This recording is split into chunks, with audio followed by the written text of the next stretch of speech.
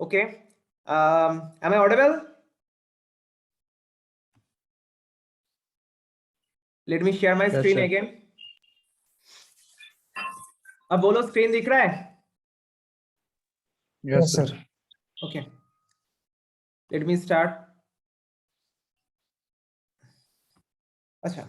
So control system should be such that the required power demand in AC is low. Fine. We know reactive power demand by the converter and converter station. So the power factor will be improved. The power factor will be improved. The power factor will be improved. अच्छा.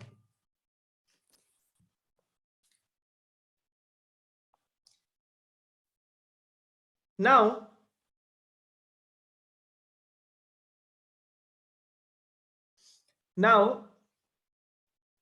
in this point देखो क्या है कि reactive power demand by the converter and converter station should be low. Why? Because line में हम लोग पहले दिन डिस्कस कर लिए थे कि एसी लाइन में रिएक्टिव पावर फ्लो ज्यादा होगा तो रिएक्टिव पावर लॉस होगा, वोल्टेज ड्रॉप हो सकता है, and power factor that will be another factor. Power factor will be low. System में ज्यादा रिएक्टिव पावर फ्लो होगा लाइन में तो ऑब्वियसली पावर फैक्टर में फ्लो. सो यहाँ पर क्या होगा, पावर फैक्टर इंप्रूव करने के लिए एचवीडीसी सिस्टम में हम लोग क्या कर सकते हैं, हम लोगों को ये पता चला था कि जो पावर फैक्टर है cos phi, power factor that is nothing but the cos alpha. How? I think we have discussed in our previous classes. Let me show you if I have here power factor. If I can show you our previous notes. Wait.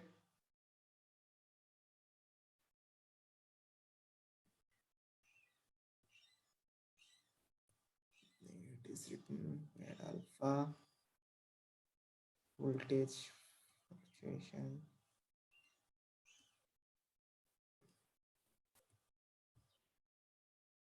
Harmonics.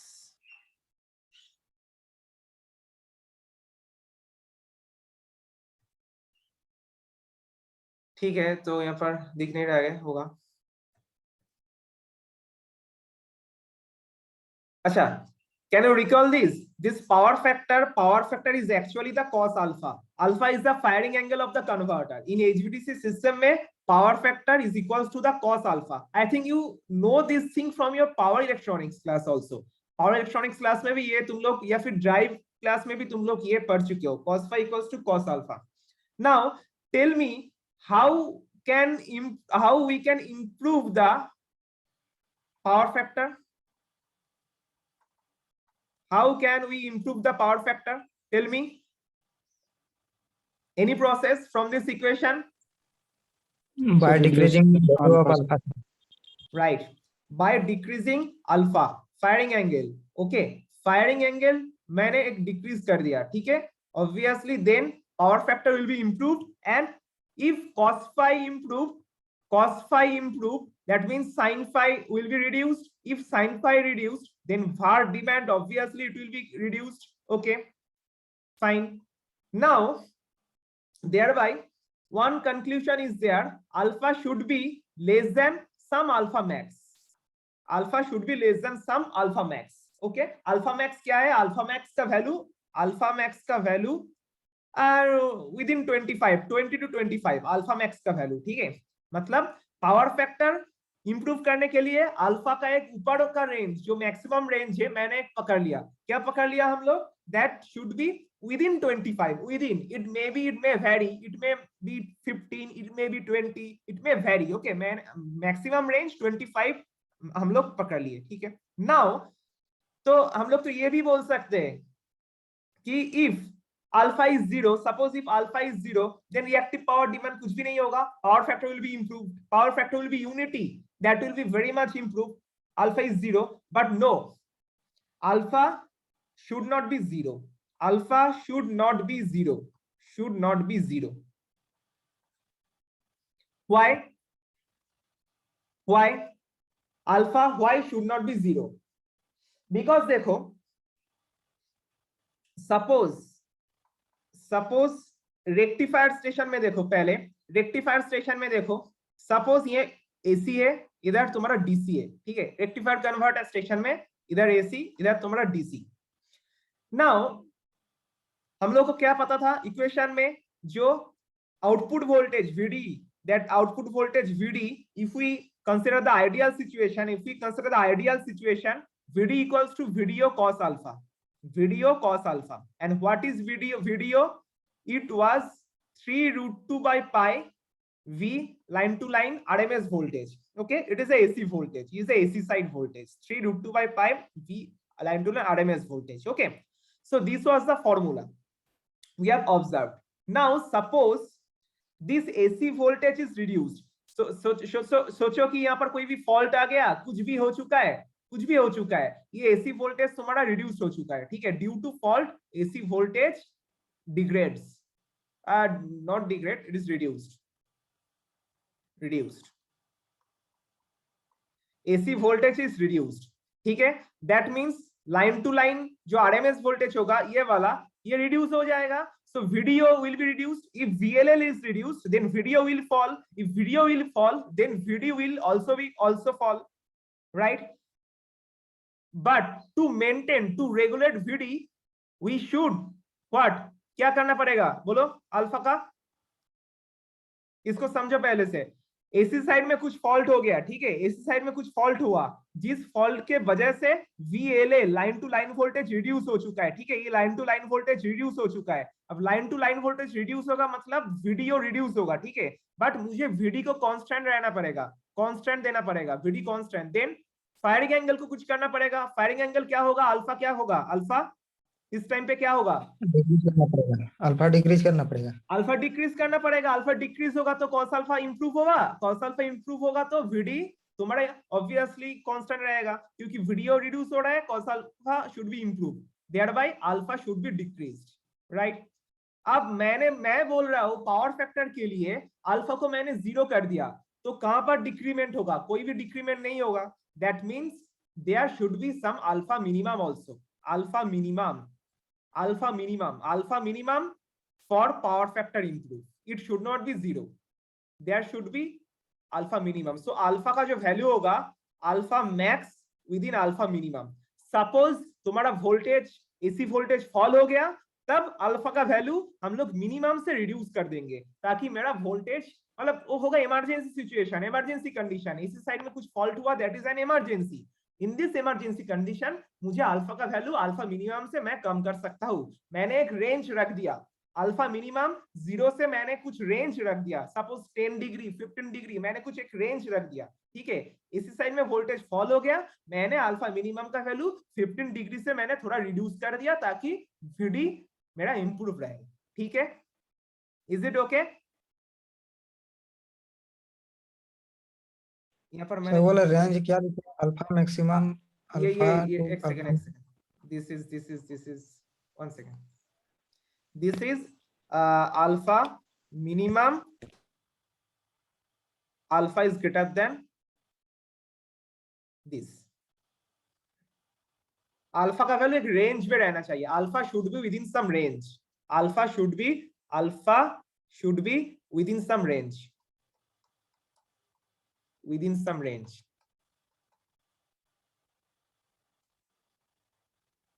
जहां पर मेरा alpha max is getting decided by power factor, alpha max is getting decided by the power factor, and alpha minimum it is getting decided by the this emergency condition और fault condition, ताकि मैं इस alpha minimum से इसको reduce कर सकता हूं, emergency condition. Alpha margin, so there should be a alpha margin, there should be a margin of alpha। ये पॉइंट समझ में आया? पावर फैक्टर इंप्रूव के लिए मुझे अल्फा को रिड्यूस करना चाहिए, लेकिन इतना भी रिड्यूस नहीं करना चाहिए ताकि इमरजेंसी कंडीशन में मैं अल्फा को वेरी नहीं कर सकूं। Okay, is it okay? मतलब सर इमरजेंसी कंडीशन में अल्फा मिनिमम से और नीचे जा सकता है। हाँ, अल्फा मिनिमम से जा सकते हैं। मैं नॉर्मल कंडीशन में, नॉर्मल में एक रेंज पकड़ लिया, alpha minimum to alpha maximum में एक अल्फा का वैल्यू मैंने पकड़ लिया नॉर्मल केस में। लेकिन अल्फा मिनिमम मैंने जीरो नहीं कर रहा हूं। मैं बोल रहा हूं अल्फा मिनिमम का वैल्यू क्यों जीरो नहीं होगा। देखो, फर्स्ट मैंने क्या बताया, हम लोग क्या डिसाइड किए कि हम लोग ये डिसाइड किए कि पावर फैक्टर इंप्रूव करने के लिए अल्फा का वैल्यू मिनिमम होगा, right? Okay, is it okay? Hello sir एक बार फिर से सर। हाँ, मैं बोल रहा हूँ, देखो इस इक्वेशन में cos phi power factor equals to cos alpha.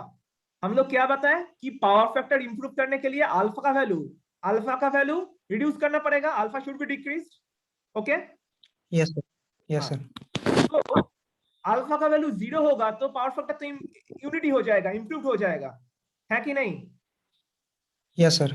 हाँ, लेकिन अल्फा का वैल्यू हम लोग जीरो क्यों नहीं करेंगे? इसका रीजन है, इसी साइड में कुछ वोल्टेज फॉल्ट आया, इसी साइड में वोल्टेज डिक्रीज हो जाएगा।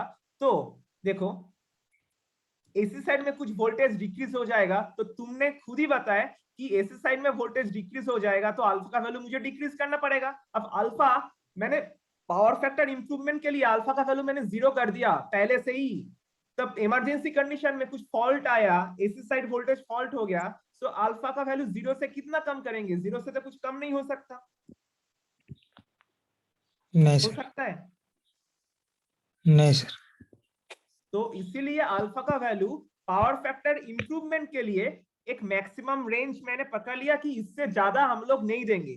ठीक है, so maximum value, suppose alpha का वैल्यू मैंने मैक्सिमम 20 डिग्री या फिर 25 डिग्री पकड़ लिया। क्यों? क्योंकि अल्फा का वैल्यू उससे ज्यादा होगा तो पावर फैक्टर रिड्यूस हो जाएगा, बहुत गंदे से रिड्यूस हो जाएगा। सो मैं अल्फा का वैल्यू मैक्सिमम 25 डिग्री तक मैंने छोड़ दिया।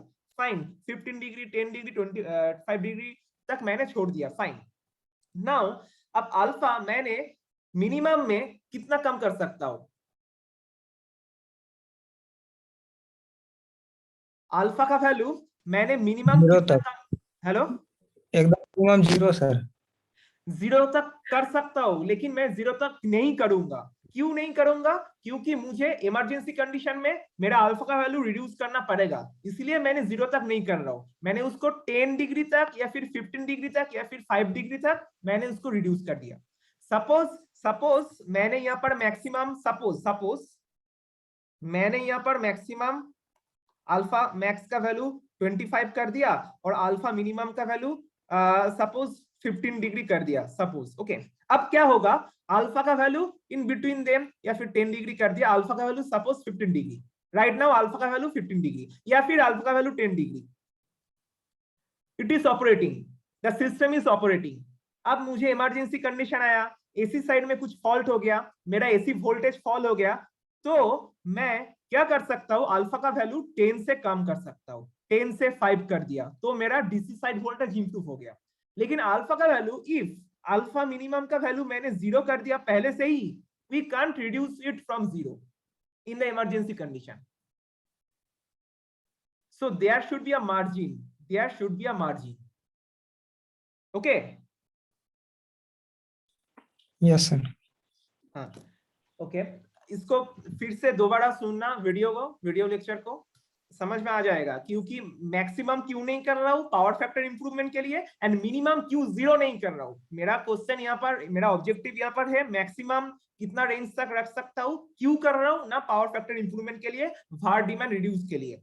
एंड मिनिमम हम लोग जीरो क्यों नहीं कर सकते? मिनिमम जीरो क्यों नहीं कर सकते? ताकि इमरजेंसी कंडीशन में, कुछ इमरजेंसी सिचुएशन आया, मुझे अल्फा का वैल्यू रिड्यूस करना पड़ेगा, तो मैं मिनिमम अल्फा जीरो नहीं करूंगा, मैं अल्फा 10 कर दिया। 10 to 15 में नॉर्मल कंडीशन में अल्फा का वैल्यू 10 to 20 डिग्री तक लाई करेगा, 10 to 20 डिग्री तक लाई करेगा, ताकि इमरजेंसी कंडीशन आए तो अल्फा का वैल्यू मैं 10 से रिड्यूस कर दूं।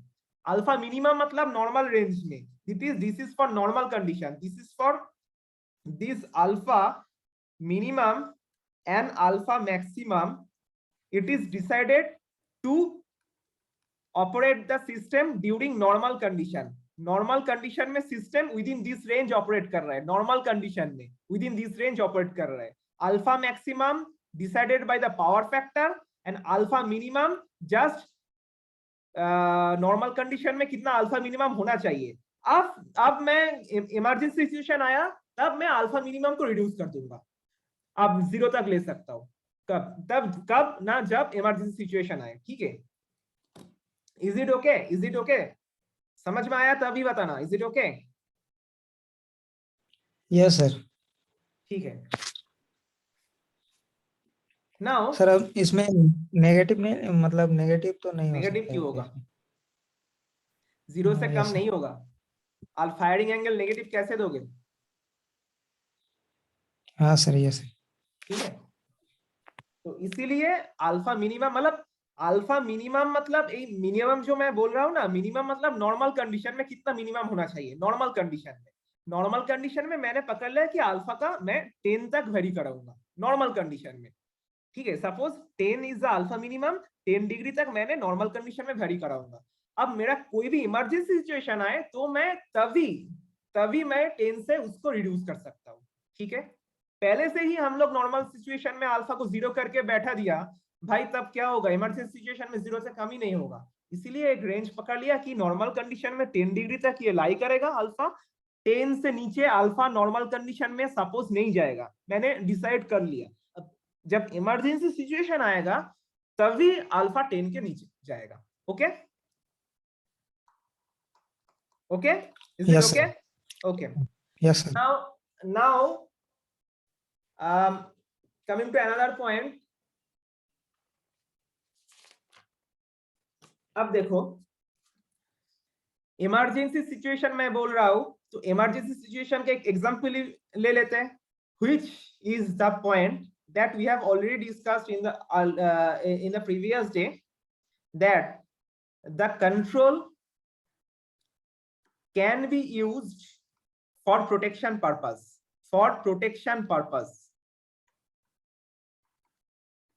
Control can be used for protection purpose.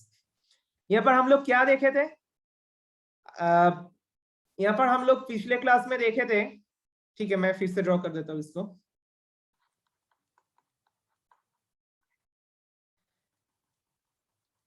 One second. AC, DC, again it is AC. अब हम लोग क्या देखे थे?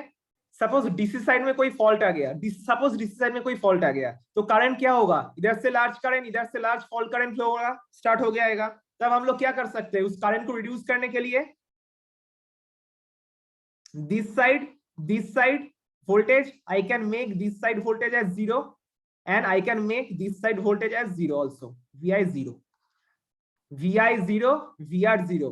ठीक है, इस साइड में क्या होगा? vr 0 करने के लिए अल्फा का वैल्यू कितना होना चाहिए? कितना होना चाहिए? आवाज नहीं आ रहा sir.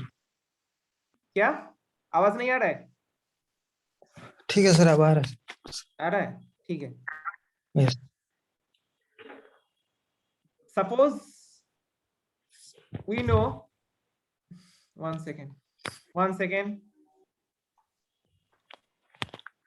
we know this is DC side में we have fault, okay. DC link में कोई भी फॉल्ट आया तो दोनों कन्वर्टर साइड से लार्ज फॉल्ट करंट फ्लो होगा। अब इस फॉल्ट करंट को रिड्यूस करने के लिए मैं क्या कर सकता हूं? दोनों कन्वर्टर का जो वोल्टेज है उस कन्वर्टर का वोल्टेज मैं 0 कर सकता हूं। दोनों साइड में वोल्टेज 0 हो जाएगा तो करंट क्या होगा? करंट भी 0 हो जाएगा, कोई भी फॉल्ट करंट फ्लो नहीं होगा। Yes sir. फाइन। एंड दोनों साइड में 0 कब होगा और फिर रेक्टिफाइड साइड में 0 कब होगा? By the variation of alpha.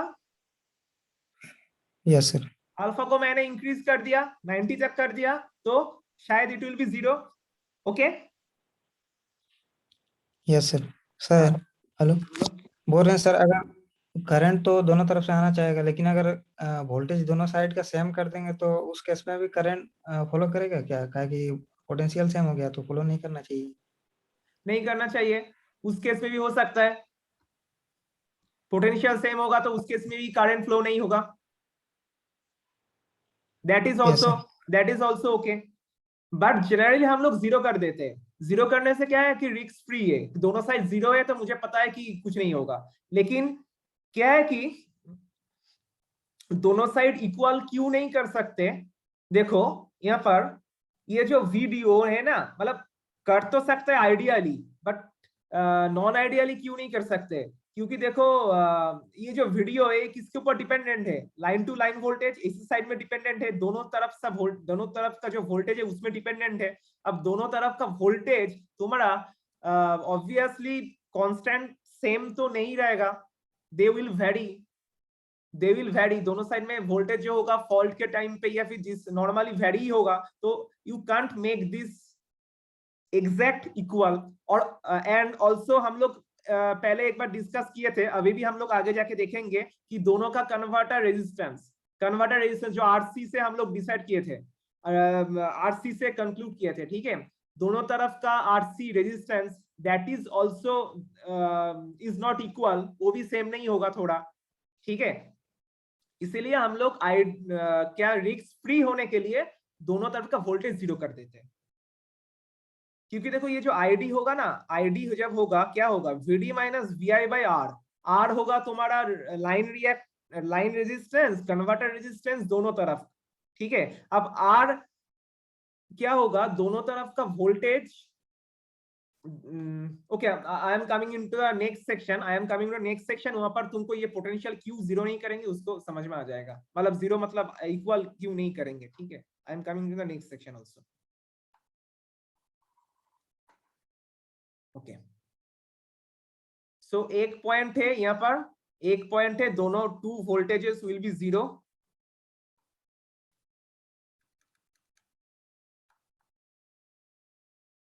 this is one point for protection, and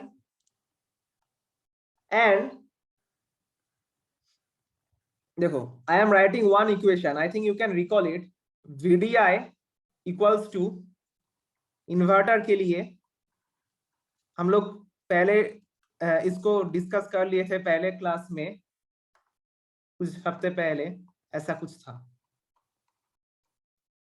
RCR ID, this is for inverter equation, this is for rectifier equation, and this ID is also VDR minus VDI by total resistance. अब hello, am I audible? Yes sir.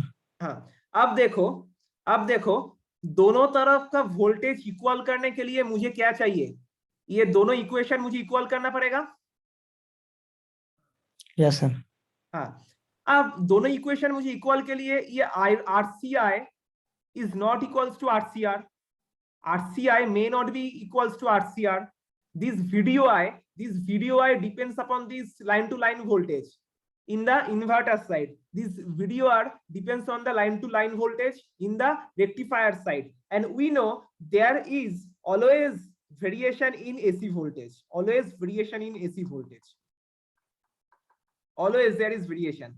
So हम लोग बोल सकते हैं कि दोनों तरफ का वोल्टेज ड्यूरिंग फॉल्ट तुम्हारा ये रहेगा, सेम होगा हमेशा, बोल सकते हैं, नहीं भी हो सकते, हम लोग तो सेम कर दिया, कैसे अल्फा गामा ये कंट्रोल करने से सेम कर दिया, लेकिन तुम्हारा जो एसी साइड वोल्टेज है उसको कैसे कंट्रोल करेंगे दोनों साइड में, थोड़ा सा टफ होगा, obviously, because that voltage is depending upon so many parameters, generation के लिए या फिर ट्रांसमिशन लाइन का जो रेजिस्टेंस है उसके लिए, उसके ऊपर डिपेंड करेगा ये सब में, दैट इज व्हाई हम लोग रिस्क नहीं लेंगे, सीधा इसको जीरो कर सकते हैं, ठीक है। Otherwise ideally it is possible, ideally obviously दोनों साइड का वोल्टेज सेम होगा तो obviously it is zero, ideally it is possible, fine. And also another case के लिए देखो, समझ में आया ना जो तुम पूछे थे, यस सर। हाँ, ideally possible, ideally it is possible. अच्छा देखो अनदर केस के लिए, सपोज इधर तुम्हारा एसी साइड है, इधर तुम्हारा एसी साइड है, एसी साइड में कुछ भी फॉल्ट हो जाए, एसी साइड में कुछ भी फॉल्ट हो जाए तब क्या करेंगे, एसी साइड में कोई भी फॉल्ट हो जाए तब फॉल्ट करंट रेक्टिफायर से इधर जा रहा है। अब एसी साइड में तुम्हारा फॉल्ट हो गया तो मतलब इन्वर्टर का एसी साइड में, इन्वर्टर का sorry, suppose power is flowing from this rectifier side from left side to right side, so right side वाला converter is inverter, तुम्हारा राइट साइड में कोई भी फॉल्ट आ गया, ओके राइट साइड में कोई भी फॉल्ट आ गया, सो राइट साइड वाला जो वोल्टेज है, ये वाला वोल्टेज मतलब जो VI था, VDI था, it will be fall, it will have a decrement, okay, it will have a decrement. now तब करंट तुम्हारा फॉल्ट करंट क्या होगा, VDR minus VDI divide by R, ये R हो गया तुम्हारा नियरली टू जीरो, डिक्रीज हो गया, तो तुम्हारा ID क्या होगा, ये इंक्रीज हो जाएगा। अब इसमें भी क्या कर सकते हैं, इसमें भी if you make this VDR zero then ID will zero, समझो इसको।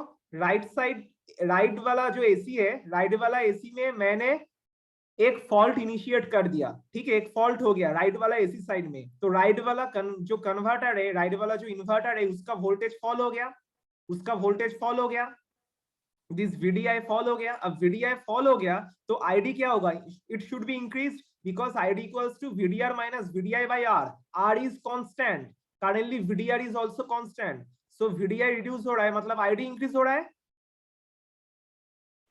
Yes sir. ठीक है, तब मैं उसको प्रोटेक्शन देने के लिए क्या कर सकता हूँ ना, VDR को भी जीरो कर दूंगा, VDR को भी जीरो कर दूंगा। इफ VDR भी जीरो हो जाएगा तो ID क्या होगा, जीरो हो जाएगा, दोनों तरफ दोनों वोल्टेज रिड्यूस हो गया तो ID क्या होगा, जीरो हो जाएगा।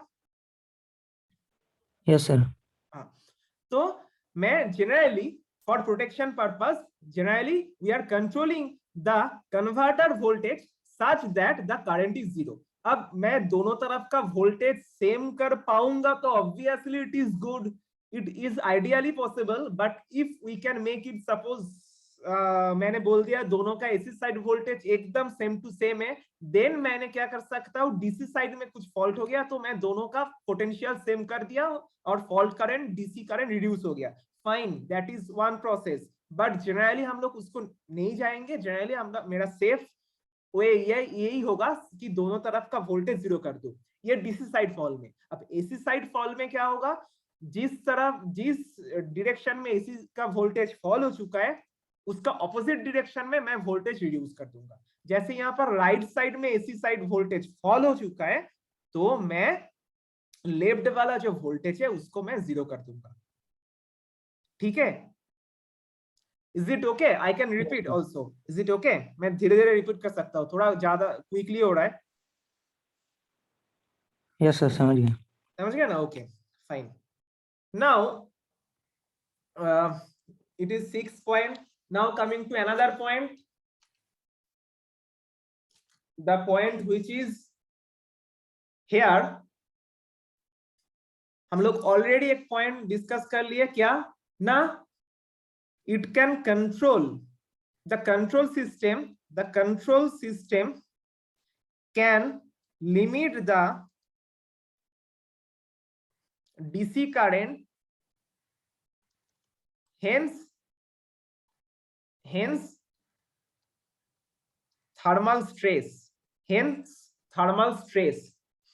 थर्मल डीसी करंट मैंने देखे कि कोई भी फॉल्ट यहाँ पर आ चुका है, आईडी में ज्यादा हो गया तो मैं उसको रिड्यूस कर रहा हूँ, आईडी मतलब दोनों वोल्टेज को ऐसे कंट्रोल कर रहा हूँ कि आईडी रिड्यूस हो जाए। थर्मल स्ट्रेस रिडक्शन मतलब heating reduction, reduction of thermal stress,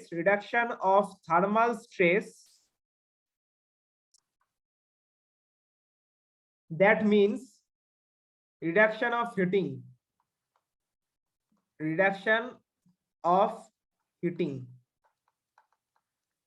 that means reduction of current during fault, reduction of current during any fault।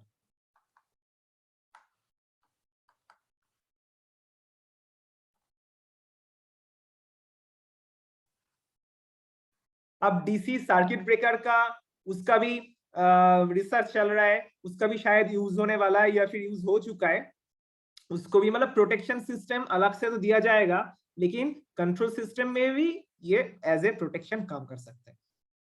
अच्छा, now there is another one. अच्छा, up to this any doubt? Anyone up to this any doubt? Saroj? Sir ये 7 वाला point एक बार थोड़ा फिर से कहिए। देखो, 7 वाला point is nothing but the previous one, continuation of previous one. Previous में क्या बोले कि फॉल्ट आया, करंट इंक्रीज हो गया, मैंने कंट्रोल सिस्टम को ऐसे चेंज किए ताकि करंट लिमिट हो गया। अब करंट लिमिट हो गया तो हीट लिमिट हो जाएगा, हीट लिमिट होगा तो थर्मल स्ट्रेस लिमिटेड हो जाएगा, ओवरहीटिंग नहीं होगा। करंट कम होगा तो ओवरहीटिंग नहीं होगा, ठीक है। फॉल्ट करंट आएगा तो ओवरहीटिंग होगा, लेकिन फॉल्ट करंट मैंने रिड्यूस कर दिया तो ओवरहीटिंग नहीं होगा। And all this thing are fast, all this thing should be fast. देखो इसको। यस सर, समझ गया। ओके ओके, नाउ अब अगला पॉइंट में हम लोग देखेंगे कि जो पॉइंट हम लोग ऑलरेडी देख चुके, ये 8 वाला पॉइंट ऑलरेडी देख चुके कि power can be controlled either by the help of voltage control और करंट कंट्रोल और बोथ, बट हम लोग ज्यादातर वोल्टेज कंट्रोल करके पावर का कंट्रोल कर लेते हैं, ठीक है। सो यहाँ पर पॉइंट हम लोग क्या लिखेंगे, इसको लिखेंगे कि power should be controlled independently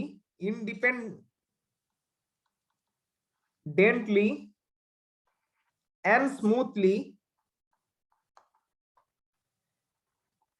by controlling either VD or ID or both simultaneously. But VD and ID एक साथ एक ही कन्वर्टर में चेंज करना will be complex. VD and ID एक ही कन्वर्टर में चेंज करना will be very much complex. Okay, सो हम लोग देखेंगे आगे कि कैसे हम लोग इसको चेंज कर सकते हैं। आईडी को हम लोग जनरली कांस्टेंट रखते हैं, ID is constant, ID is constant. And how we can make ID constant, उसके साथ क्लोज लूप कंट्रोल, जो भी कंट्रोल रहता है, ठीक है। मतलब यहाँ पर आएगा एक constant current control, constant current control, क्योंकि we know we have already discussed that ID should be constant, or ID is kept constant in HVDC line, ID is kept constant, so there will be a constant current control which is called the CC control. I will discuss it later. Another point, 8 number point ये हो गया, तो हम लोग 9 एक point में जाएंगे।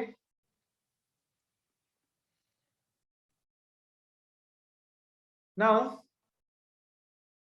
point number 9, देखो, the point number 9 is that the valves or switches, okay, the valves or switching valves, the switching valves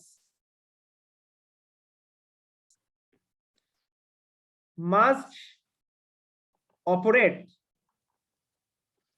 symmetrically.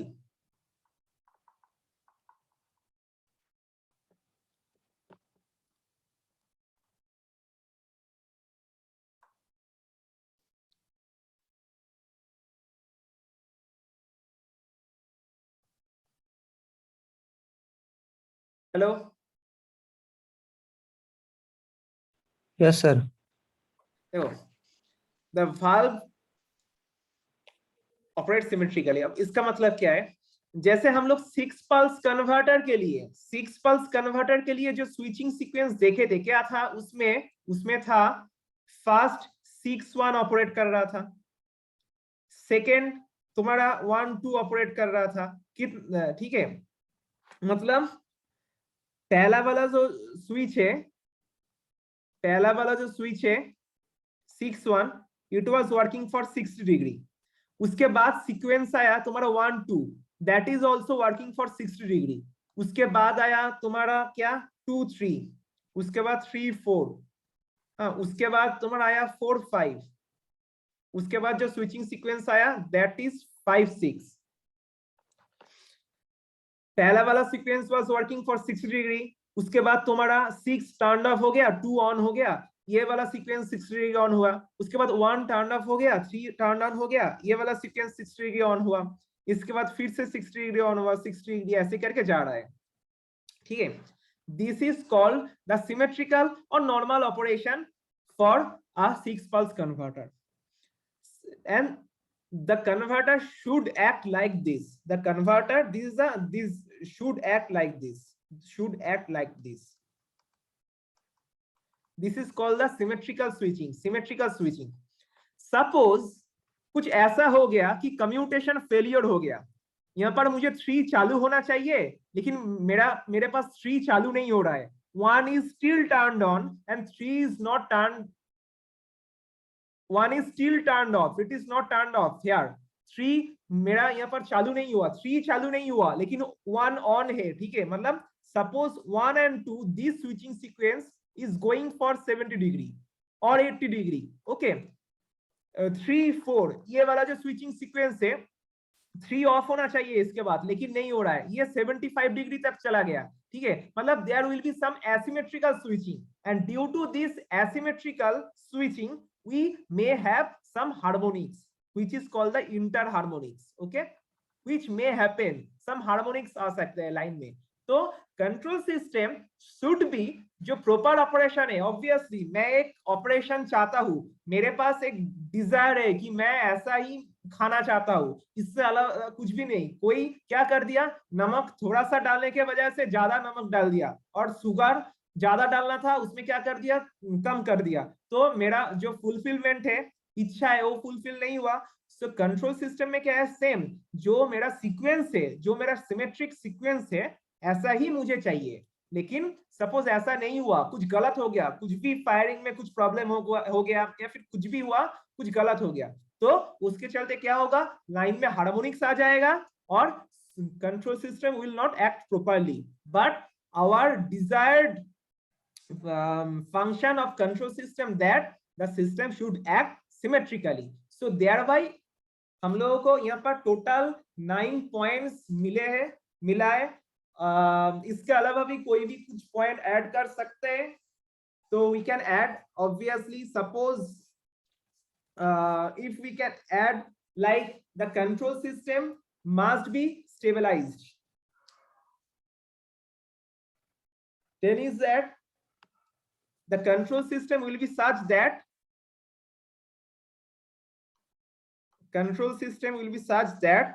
it is stabilized, or it can improve the stability